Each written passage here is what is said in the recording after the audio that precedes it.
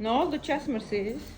Her günah değil, yazıqdır, bax, yasırıyıb, mənim üçün qorxuruyub. Baba böyle yıl başında o yeni ilde değiller. O xala verdi ki, Ayağına Əsran batıyor, ayaq açdısını gedin kəsin. Vay dədə var. Ama günah değil.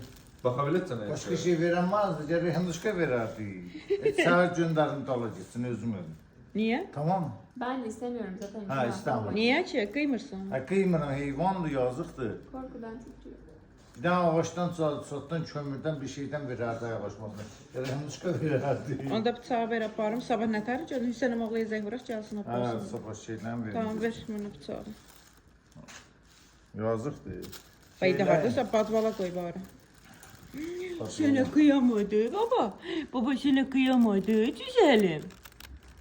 Tamam tamam. Patvalı yok, tuvalete kalktım. Can. Baba sana kıymadı. Babası buna kıymadı. Babası buna kıymadı. Oy. Güzel hindimiz. Günah değil. Günahda.